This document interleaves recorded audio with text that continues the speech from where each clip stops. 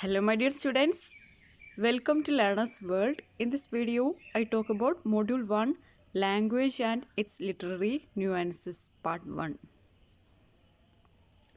Language and its Literary Nuances.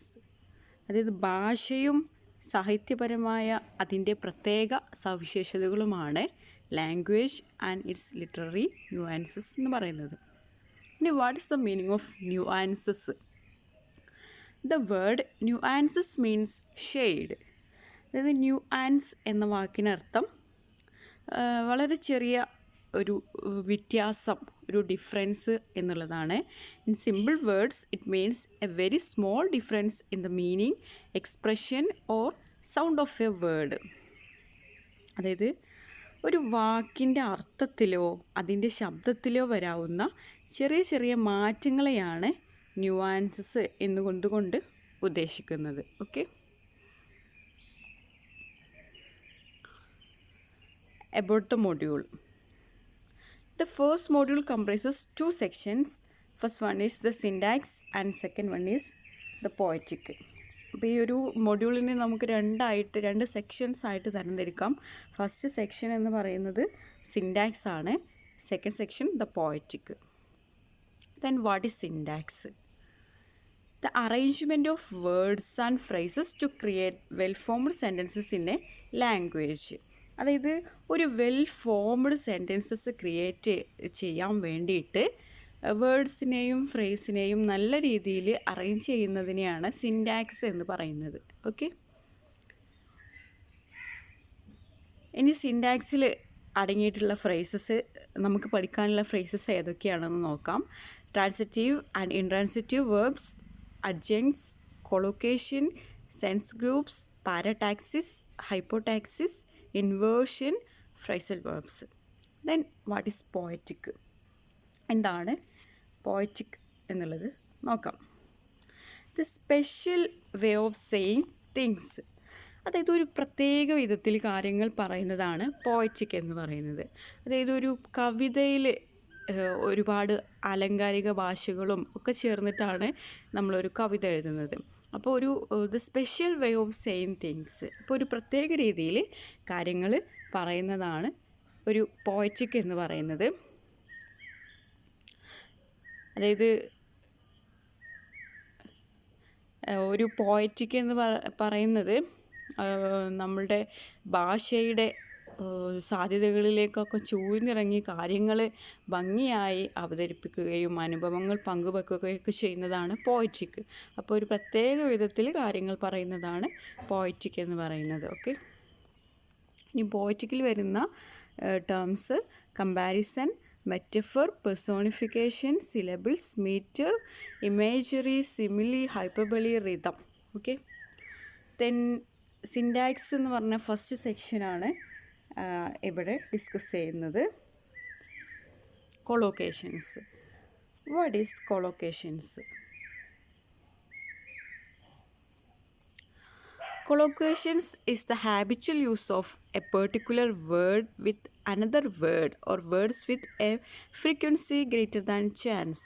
അപ്പോൾ collocation എന്ന് പറയുന്നത് അതായത് ചില വാക്കുകൾ വന്നാൽ അവയുടെ ശേഷം ചില പ്രത്യേക വാക്കുകൾ വരുന്ന പ്രക്രിയയാണത്.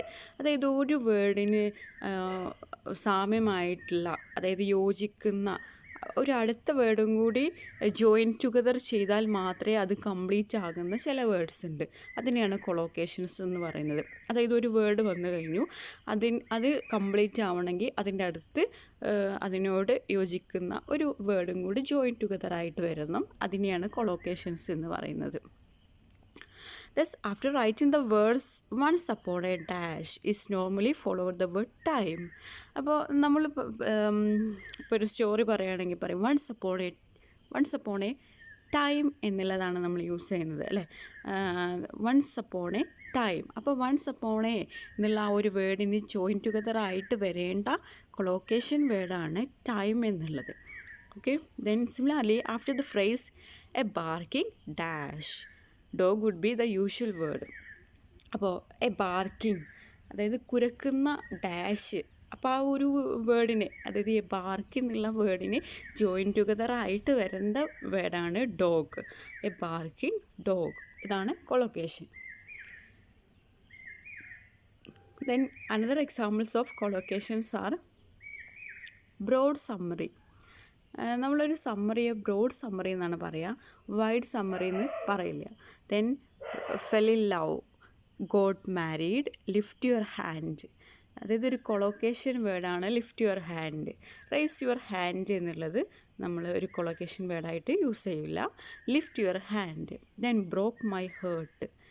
Then filed a divorce, got separated. ഇതൊക്കെ ഒരു കൊളോക്കേഷൻ വേർഡിന് എക്സാമ്പിളാണ്. Then lingers. What is lingers?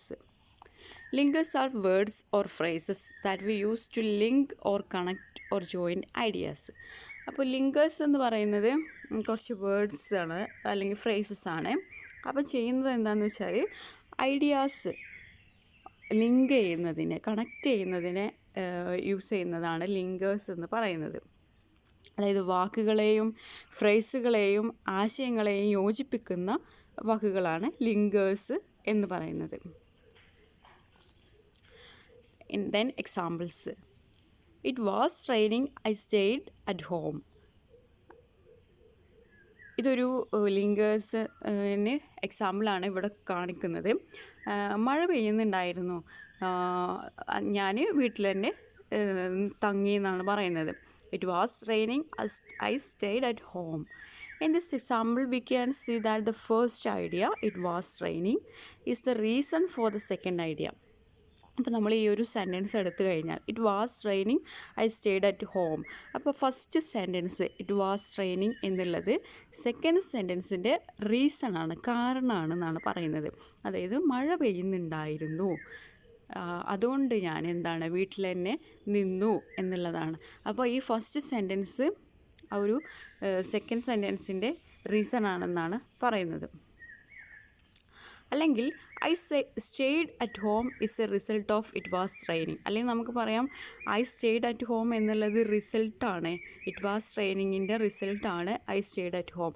അതായത് ഈ ഒരു ലിങ്കേഴ്സ് പല വിധത്തിലുണ്ട് എന്ന് നമുക്ക് കാണാൻ കഴിയും. അതായത് കാരണവും അതിൻ്റെ റിസൾട്ടും കാണിക്കുന്നവ, അതുപോലെ താരതമ്യം ചെയ്യുകയും വ്യത്യസ്തതകൾ കാണിക്കുകയും ചെയ്യുന്ന തരത്തിലുള്ള ലിങ്കേഴ്സ്, അങ്ങനെ പലതരത്തിലുള്ള ലിങ്കേഴ്സും നമുക്ക് കാണാൻ കഴിയും.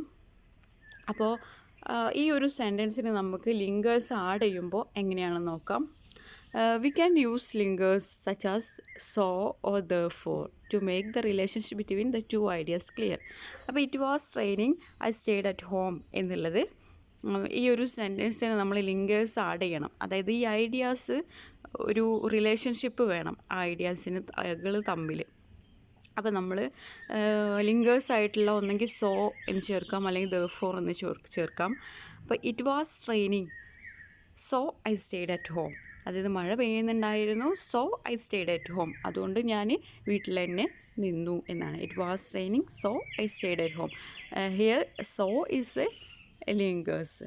Then it was raining, therefore I stayed at home. Then therefore എന്നാണ് ഇവിടെ ചേർത്തിട്ടുള്ളത്. മഴ പെയ്യുന്നുണ്ടായിരുന്നു, അതുകൊണ്ട് ഐ സ്റ്റേയ്ഡ് അറ്റ് ഹോം, ഞാൻ വീട്ടിൽ തന്നെ നിന്നു. Then adjuncts. What is അഡ്ജങ്ക്സ്?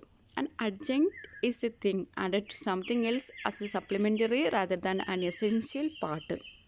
അതായത് ഒരു അഡ്ജങ്ക്സ് എന്ന് പറയുന്നത് അതായത് ഒന്നിൻ്റെ കൂടെ അതിലും പ്രാധാന്യം കുറഞ്ഞ മറ്റെന്തെങ്കിലും ചേർക്കുന്നതാണ് അഡ്ജങ്ക്സ് എന്ന് പറയുന്നത്. അതായത് ഒരു വേർഡിൻ്റെ കൂടെ അത്ര ഇമ്പോർട്ടൻസ് അല്ലാത്ത, അത്ര പ്രാധാന്യം ഇല്ലാത്ത ഒന്ന് സപ്ലിമെൻ്ററി ആയിട്ട് ആഡ് ചെയ്യുന്നതിനെയാണ് അഡ്ജങ്ക്സ് എന്ന് പറയുന്നത്. An adjunct is a thing added to something else as a supplementary rather than an essential part. അതായത് ഒരു വേർഡിൻ്റെ കൂടെ അത്ര ഇമ്പോർട്ടൻ്റ് അല്ലാത്ത, അത്ര ഒരു സപ്ലിമെൻ്ററി ആയിട്ട് യൂസ് ചെയ്യുന്ന വേർഡിനെയാണ് adjuncts എന്ന് പറയുന്നത്.